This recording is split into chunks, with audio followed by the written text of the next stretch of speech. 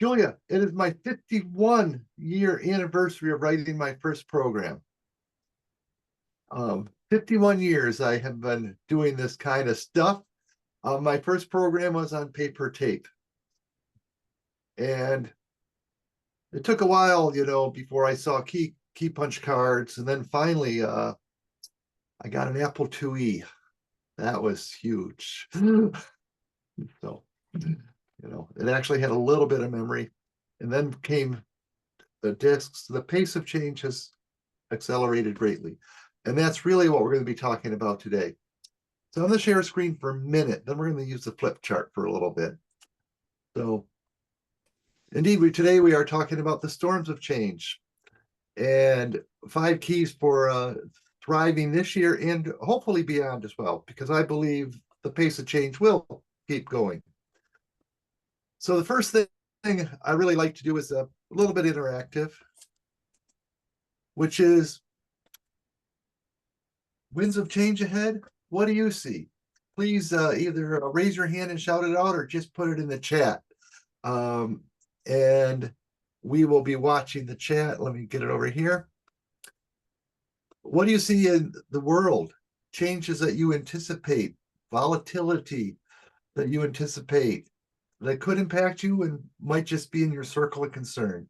In the world, in the USA, in your company's marketplace, within your own company, or yourself. Okay, thank you.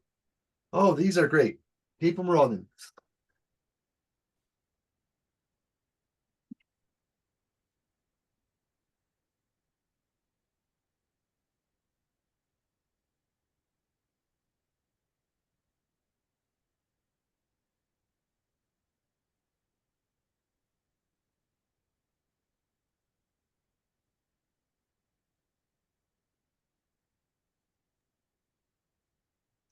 And for the purpose of the recording, Alan, it may be helpful for one of us to summarize some of the responses that are coming through on the chat. Okay. If you could help me, Steve, go ahead and do that, if you don't mind.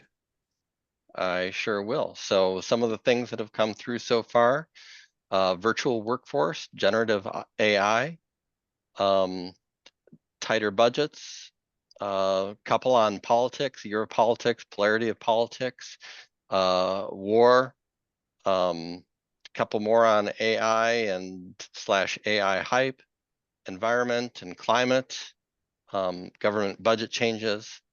So those are a few of the ones that have come through, and AI seems to be a recurring theme. Yeah, it will be. Okay, that's great. Thanks, everybody.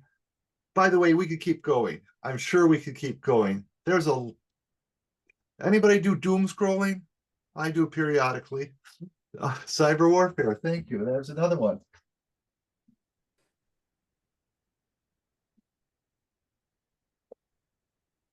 And this is a bad marker. Let me get a little bit better. These are all in our circle of concern. And they actually can impact us as well. They can come out of the circle of concern into actual impacts on our projects. Today's talk is really about what we have to do. I really do believe it's more important than ever to really tackle improving our circle of control. And that is our response to all these changes that could come, or even if they're not happening, are impacting ourselves, our own inner music, impacting the people we lead, impacting the people that we do work for, that are clients or customers, etc. It's really fascinating when I get to talk to people about this, really how important these things are to people, these things in the circle of concern, and how worrisome they are about how they could impact the work they do, the projects they do, etc. Generative AI can impact all of our jobs in a positive way or in a negative way. I do know people that do editing for a living, and how how much will generative AI and things like Grammarly already and Pro Editor, etc., impact their ability to make a livelihood? These are really important things. So we really do have to get good at our circle of control and be able to reach out into our circle of influence. Now, if I had great art skills, I would also like to draw like an umbrella, because we really want to be able to protect ourselves more from the circle of concern. And I think also as leaders, we have to be able to share more umbrellas. So that's kind of what my talk is today about, is 5 key areas that I think as leaders, we really should learn how to excel at. I'm going to be working on all 5 of these. I'm already working on all 5 of these with my clients. I'm treating things just a little bit differently this year because of these things. Let me share screen again. And away we go. So here's the list of worries I came up with before. I think you hit most of the ones I have. I added a couple other, there's water shortages or looming water shortages in many places in the world, including India, including in the United States, Western states, in Arizona, New Mexico, etc. Also, both the Panama Canal and the Suez Canal have challenges that are already impacting the supply chain and could more. Extreme weather events. Now, Buffalo always gets buried in snow, but Knoxville doesn't get when's the last time Knoxville had a foot of snow? Like and when is the 3. and when is the last time Ithaca didn't have any snow at all in December? So none. It was bizarre. So the things are changing there. The polarized politics we hit, geopolitics, wars. We have hit peak metal in some areas that are surprising, that impact. There's actually a worry about hitting peak sand, which is critical for actually many industries, including concrete, solar panels, etc. Supply chain, I mentioned that. Changes in workforce dynamics. That's a lot of that is from the virtual workplace, but also from the extreme politics. That is having an impact in some of the places I see. And many industries are facing the silver tsunami, or just a number of people retiring. So there is a. Who is that? Oh, earthquake. Yes, the wisdom gap. Yeah. It is happening everywhere. Go ahead, Yoshi. Yeah.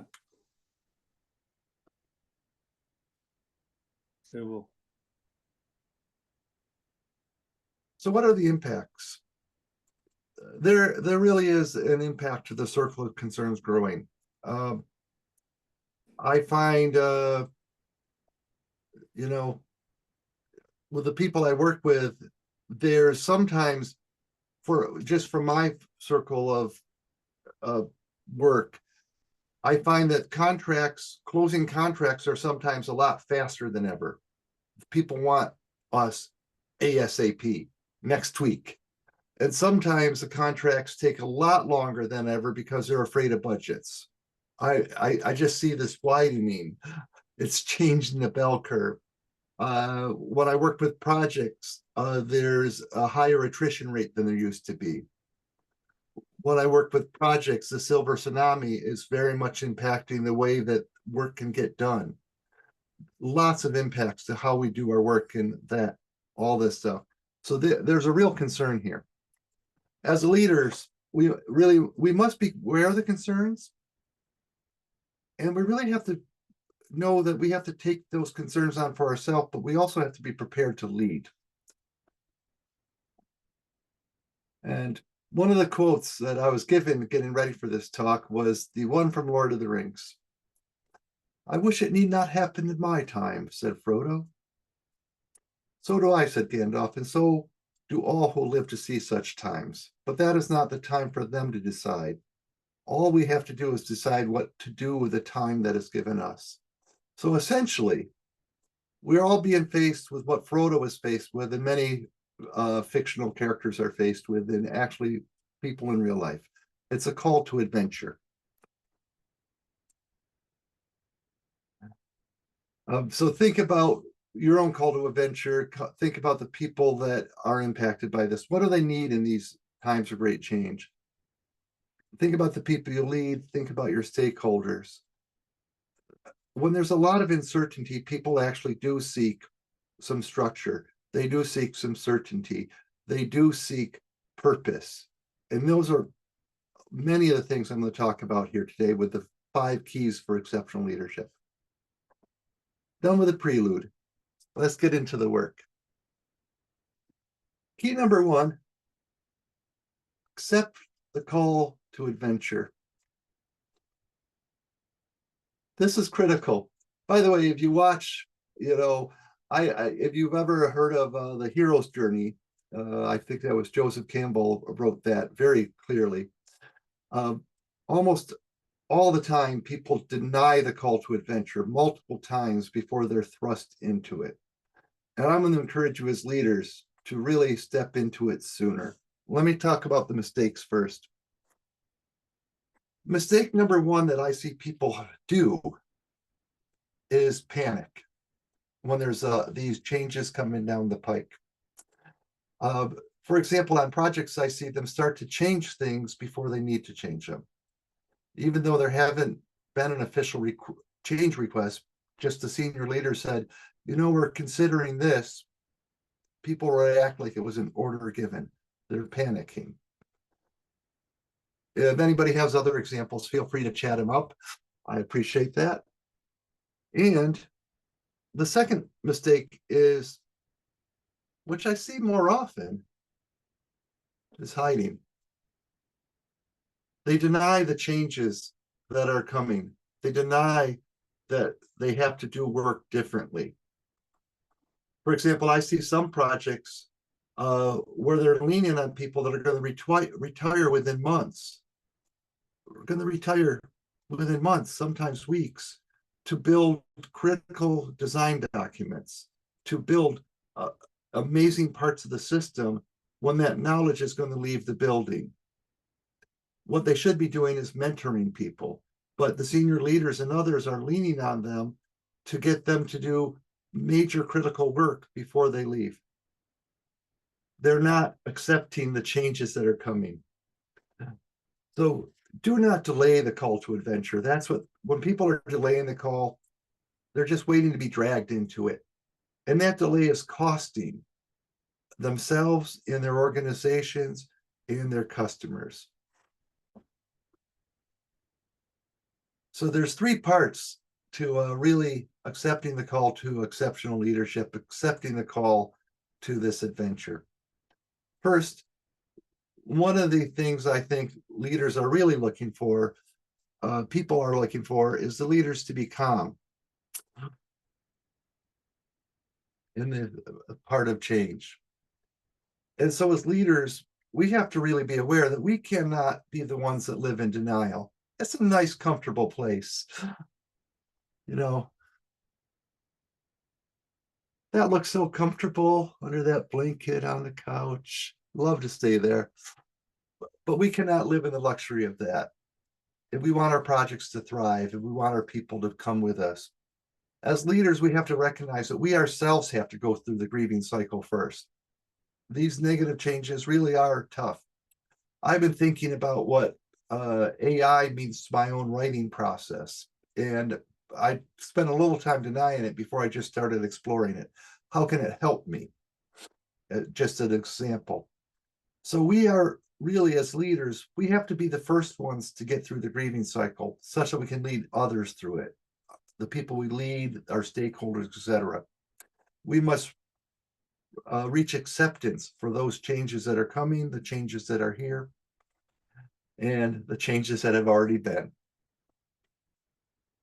So watch the storm fronts. This is anticipate is more important than ever.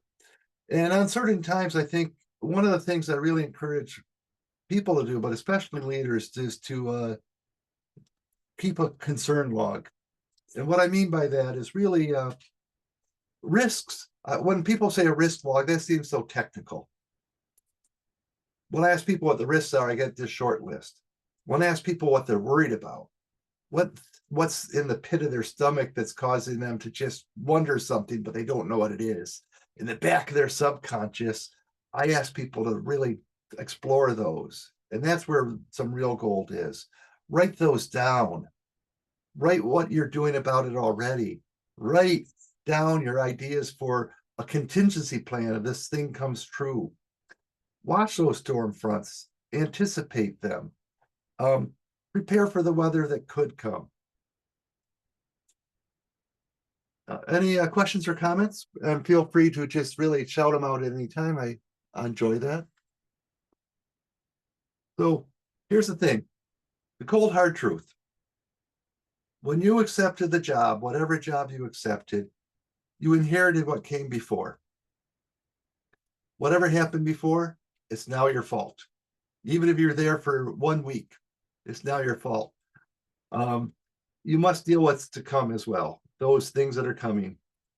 As one of our, we teach something called the exceptional engineering experience.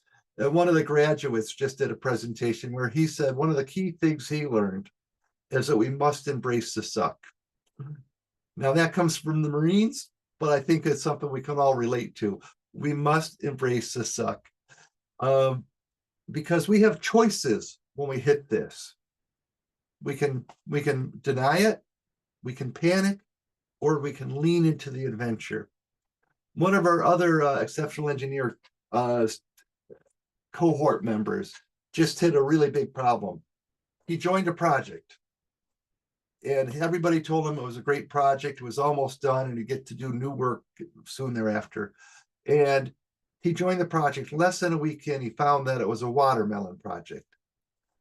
Everything on the outside looked green, but he got on the inside and he saw there was a huge number of quality problems, and not all the coding, the software that's supposed to be part of it was done.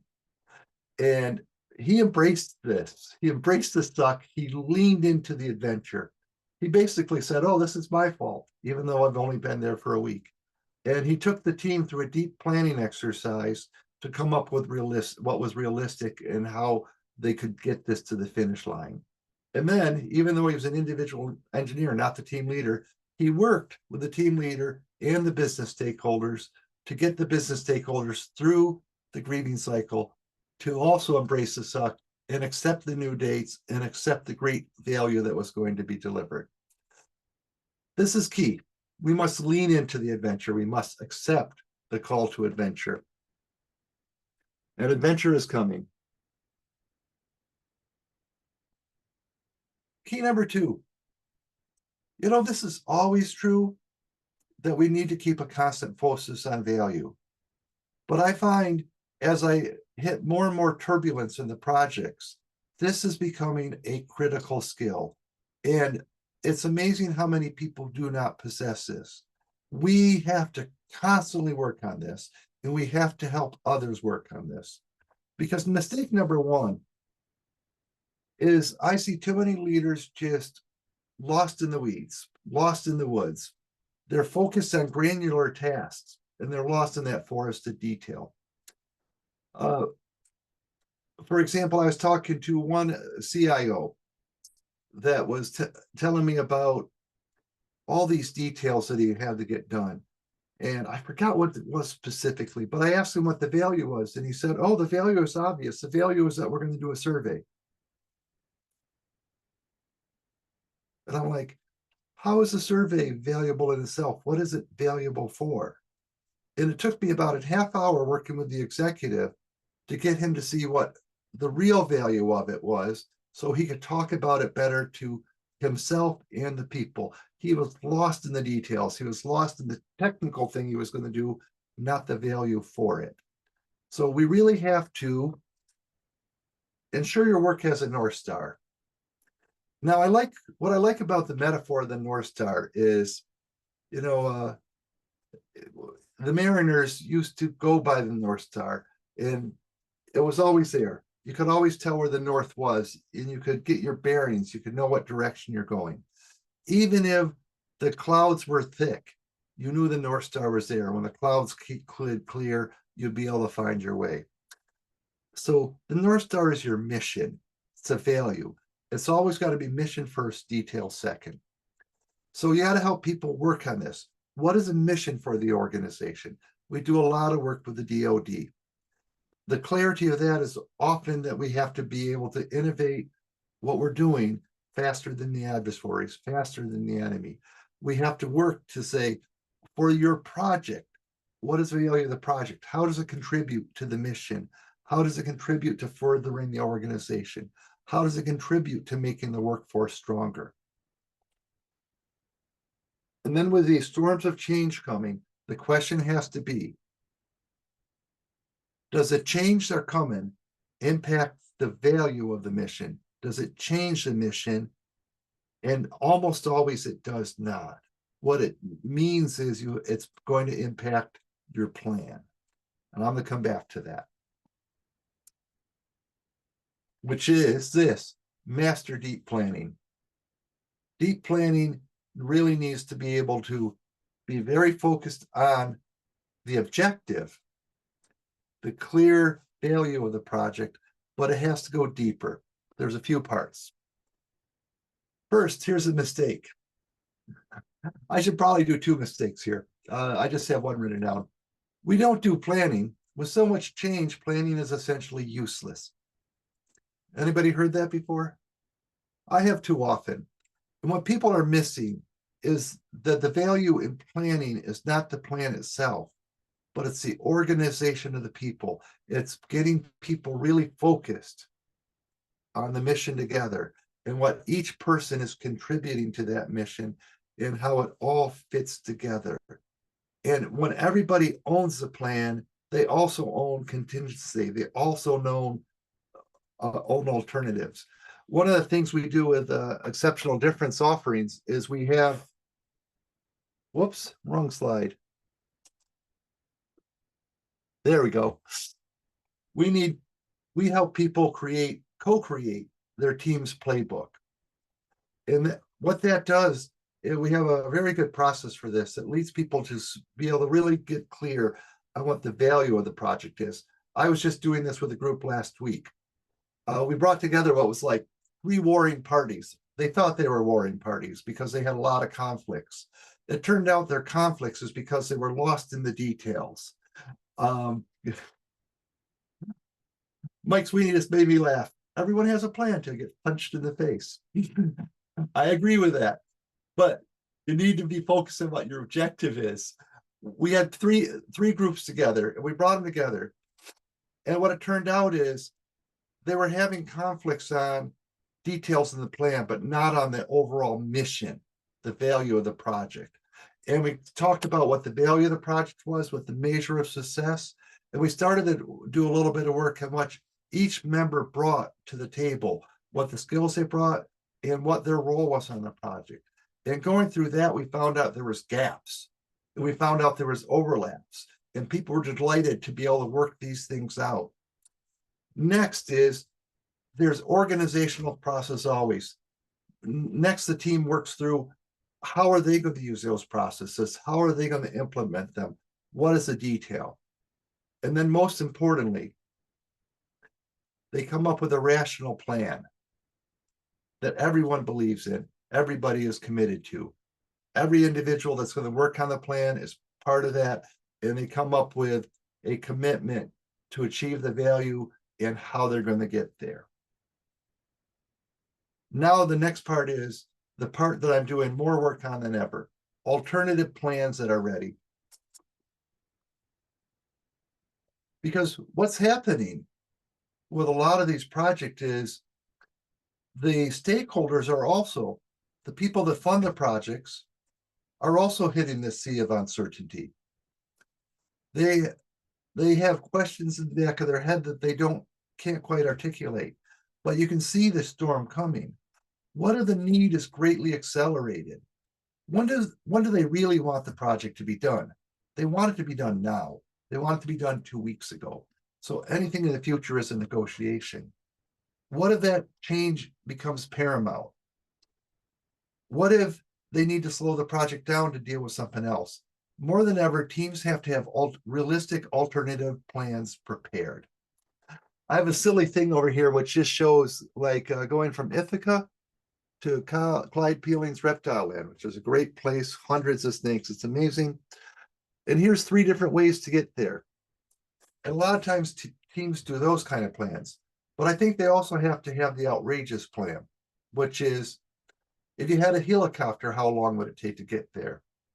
If you had to go from the East Coast to the West Coast to really deliver something in person, what's the fastest way to get there? People say airplane. I'm going to say an F-35. Or I'm sure if Jeff Swab was here, he'd tell me the fastest plane there is. So, there's always ways to go faster. We have to actually invest in those plans more than ever, such that management has choices. The stakeholders have choices. Number 4, communication. Communication is always important, but again, this becomes even more vital in uncertain times. We need to change them, communicate it concisely, clearly, and really often as well. The biggest mistake is burying the message into too much detail. Does anyone in this room get not enough email, needs more email? Anyone? Raise your hands. No hands. I don't think so. We really need to communicate that the mistake is communicating that and say the changes haven't affected us. We're still doing the plan. We might just be slower, but there's no real impact. Or not communicating to all the people that need to know about the change. Blaming others. There's really just so many ways to get communication wrong, but there is a way to get it right. First off, I got to say, please give the gift of concise. The more concise email is, the more you work on getting the key message across as concisely as possible, the more likely your message will be read, will be heard, and will be understood. The more concise you can make your talk and your speech, the more likely your message would be heard and understood. So with clarity of communication, start with value. Always start with value. Be clear about the big why for the project. We need to provide these items to enable these people to do this to contribute to the overall end customer. When I'm working with FTA projects, there's one that we're working on that will really help diagnose blood faster and cheaper so people can learn what things can help them improve their life condition. We have the alternative to that we have to make sure that we can do no harm. All these things are important. And that's the big value. It's not about the centrifuge, it's about the end value. So bottom line up front is the next thing. Always bottom line up front. What is the change that's happened? How does it impact the receivers? And what, if anything, do they need to do? That should be 3 sentences. 1, 2, 3. And also be clear what is still the same, and while you note what is different. The still the same is often just the value is unchanged. We are still pursuing this. And only add necessary detail, but not extra. This is one of the big things I learned.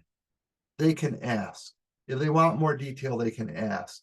And you are going to keep communicating. You will add more stuff. You'll add more stuff later when you can communicate later. You don't have to tell them everything you know, just what they need to know right now. And Brad, I'm glad to hear Bluff is working for your emails. It was a big lesson I learned early on, and I love it. Let's keep it going. Let's spread the gift of concise. Let's get others to do it.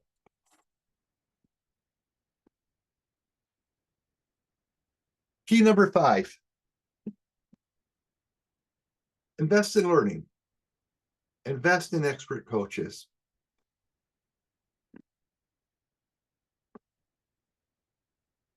Big mistake. If you think training is expensive, try ignorance. There's a lot of great quotes about this. But it is amazing how many organizations I have seen cut their training budget, do not have anything formal for mentoring, do not bring in the experts. It's amazing how expensive these costs are for them. The mistake is to just work harder. The mistake is to stop reading. The mistake is to stop investing. The mistake is ignoring those that actually have perhaps been there, done that have expertise in process, that have expertise in your customer domain, expertise in the technical domain, expertise in the process domain, expertise in coaching, mentoring, etc. That is a mistake. Here's why. The need for speed is absolutely real. There is no customer I talk to where they think they can go on a relaxed pace.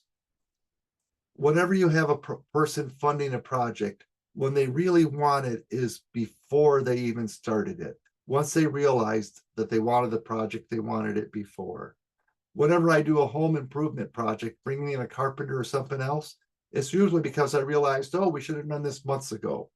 It was never, hardly ever to look ahead and say, oh, we're going to need this later. So you got to focus on that. Why is that important? The value. Nobody has competitors that are sleeping. Everybody has multiple competitors, multiple needs, multiple customers. The value, the need for the value is real. The need for speed is real. That is where the pressure comes from. So that is real. Keep this in mind. And things change fast. Invest to get results. How often have you seen an Olympic athlete stand on the medal stand without a coach standing somewhere in the background? You know, I can only think of 2 people I know of that have made it to the Olympic medal stand without a coach. And I followed the Olympics pretty rigorously for, well, 51 years, actually more than 51. I remember watching them when I was 8. So the key is, these people are the best in the world and they invest in a coach. They invest in experts. And that's what I find true for all the world-class organizations, all the world-class leaders. Behind them, you often in the distant dark, they keep them secret. There's coaches, there's experts. They have a circle of support. You should also invest in yourself as a leader, invest in your team, benefit from those results. We just had graduation sessions. One of our customers has invested in what we call the exceptional engineering experience. And each of the graduates was able to stand up and say what the benefits they got from the training was. And it's not that we're so great as experts. I like to think we are, but they took what we learned and they applied it.